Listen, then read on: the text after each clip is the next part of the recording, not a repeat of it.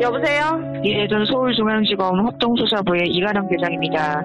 대포통장으로 세입이 있었다 보니까 그딴 식으로 할 거면 대검찰청 나오시라고요. 검사한테 가면 사기꾼 치고라고 있어. 이 사건이 장난 같아요?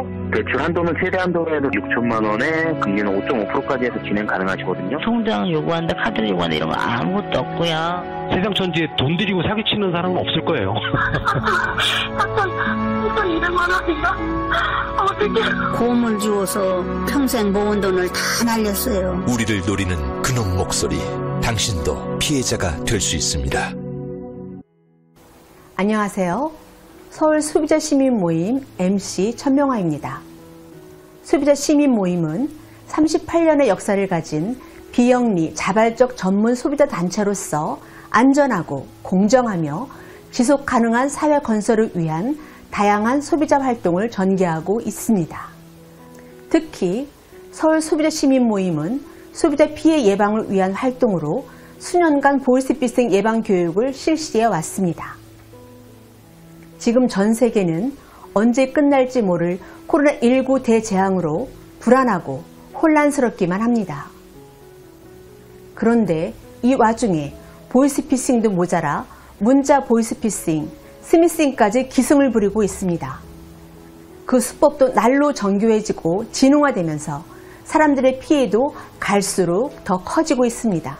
조심해도 당하고 알고도 당한다는 보이스피싱. 오늘 그 유형과 특징에 대하여 알아보겠습니다. 아는 만큼 피할 수 있다라는 믿음에서 피해 예방을 위한 대응 방법도 알려드리겠습니다. 오늘은 보이스피싱 피해 유형 및 사례들에 대해 전문적인 조언을 해주실 금융감독원의 조사여 계신 원대성님을 모시고 보이스피싱에 대해 자세히 알아보도록 하겠습니다. 네, 안녕하십니까. 서울 소비자 시민 모임이 단연간 보이스피싱 예방을 위해 지속적이고 적극적인 활동을 해주시는 것에 대해 감사드립니다. 저는 금융감독원 불법금융대응단 원대성 조사역입니다. 기상천외한 보이스피싱 사기가 많아지고 있는데요. 보이스피싱이 무엇인가요? 또 어떠한 유형의 보이스피싱이 있나요? 해마다 피해 액수도 기하급수적으로 늘고 있는데요. 왜 이렇게 기승을 부리고 있는 건가요? 네, 보이스피싱은 2020년 9월 부산경찰청 설문조사에서 시민들이 가장 불안해하는 범죄로 선정될 만큼 시민들이 피부로 느끼는 가장 불안한 범죄입니다. 보통 경찰, 검찰, 금융감독원, 은행원 등의 신분을 사칭해서 금융사기 사건에 연루되어 조사를 받아야 한다는 등 금융거래에 필요한 개인정보 등을 알려달라며 사기를 치는 공공기관 사칭형 및 저금리 대출 빙자형, 자녀 및 지인을 사칭하는 메신저 피싱 등이 있습니다.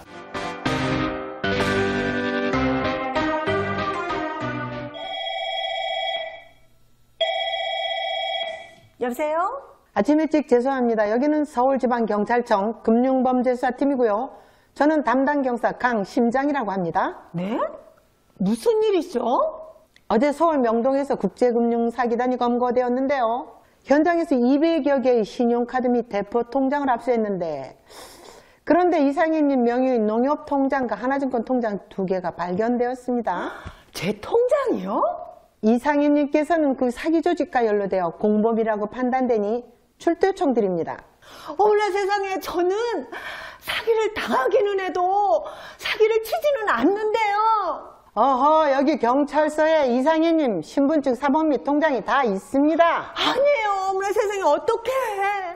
그럼 공범이 아니시라면 입증하시기를 원하시죠?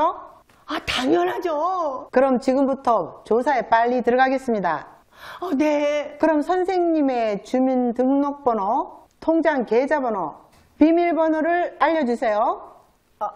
잠시만요. 비밀번호도 필요한 건가요? 아님 경찰서로 직접 출두하시든지요. 아니요, 그건 아닌데. 정확한 입증을 하시려면 비밀번호가 필요합니다. 네. 보이스피싱 정말 무섭네요.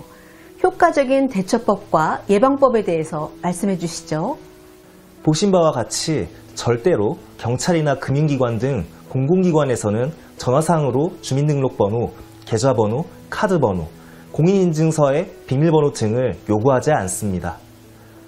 전화상으로 이런 요구를 하면 보이스피싱이니 절대 속지 마시기 바랍니다.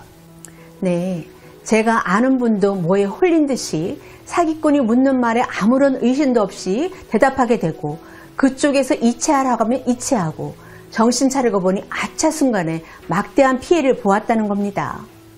돈을 잃는 것도 가슴 아프지만 내가 이렇게 바보 같았나 하는 생각에 가족들 보기도 민망하고 사는 것이 무서워져서 자살 충동까지 느꼈다고 하는데요. 이렇듯 보이스피싱의 피해는 참으로 심각합니다. 요즘 크게 유행하고 있는 자녀, 지인 사칭형인 메신저 피싱, 그 증가 속도가 가파른데요. 사례 및 효과적인 대처와 예방법에 대해서 말씀해 주시겠습니까? 요즘엔 보이스피싱이 꼭 전화로만 하는 게 아니고 문자나 카톡을 이용하는 수법도 많아지고 있습니다. 친척이나 지인으로 가장해서 급한 일로 잠시만 돈을 빌려달라고 해서 입금하게 하는 거죠. 이렇게 의심스러운 문자를 받으면 직접 전화해서 확인하는 것이 가장 간단한 해결책입니다. 어떻게든 전화를 못 받는 상황을 연출할 것이 뻔한데요. 그것이 함정이니 절대 속지 마시고 꼭 전화로 본인 여부를 확인하셔야 합니다. 사전에 이런 문자 차단을 위해 스팸 차단 앱을 설치하는 것도 좋은 예방법이라 할 수 있겠습니다. 강사님 말씀처럼 전화 한 통으로 본인 확인만 하면 간단히 해결될 일이라는 점 꼭 기억하시면 좋겠습니다. 그 밖에도 택배 관련, 공공기관 사칭, 선물 관련 스미싱, 요즘은 또 코로나 피싱이라고 해서 마스크나 방역물품 경품 행사에 당첨되었다고 하면서 세금 및 자기분담금 등을 요구하기도 하고 소상공인들에게는 긴급재난지원금 수령 대상자이니 지원금 수령을 위한 개인정보 및 대금 이체 등을 요구하기도 합니다. 문자 메시지에 연결 링크나 문의번호가 포함된 신종 스미싱 수법인데요.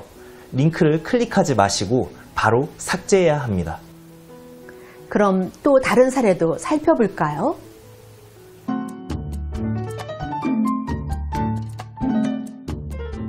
여보세요.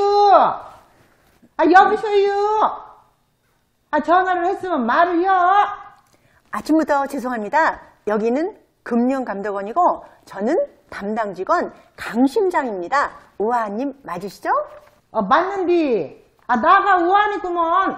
안녕하세요, 우아 어머님. 어머님의 개인정보가 유출되어 범죄에 연루된 것으로 조사되었습니다. 예금보를 위해 모든 돈을 출금하셔서 집 냉장고, 냉동실에 보관하세요. 네?